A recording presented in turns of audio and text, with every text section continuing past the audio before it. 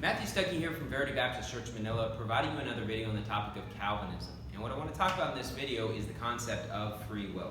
Now, some Calvinists are really staunch about their beliefs, and they literally believe we are robots, that every single step you take has been chosen by God. What restaurant you go to, what food you grab out of the fridge, everything, you are literally just a robot in all areas of your life. Now, I don't think the majority of Calvinists believe that, though. I think the majority of Calvinists basically believe that before you're saved, you have free will, but you're only going to choose to sin and do wrong and do wickedness because you're just a child of the devil.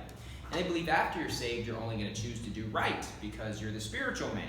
Now, this doesn't really make a whole lot of sense because after you're saved, throughout the Bible, people still commit sins. And so if they're only choosing to do right, then why are they still committing sins? That doesn't make sense at all. But when it comes to this idea of free will, and they say, well, you don't have free will, it's been chosen by God, here's the problem with that. The Bible specifically mentions that we have free will.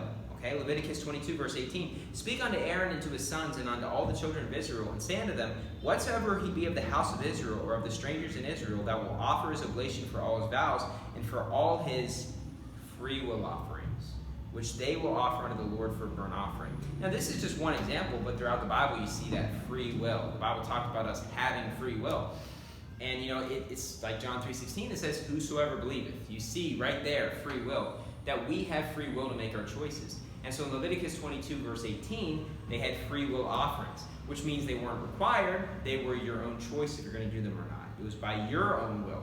That shows that you do have a will. You're not a robot. Not every area of your life is planned and programmed straight from God. Look at Jonah in the Bible. Jonah chose not to preach to Nineveh even though God wanted him to.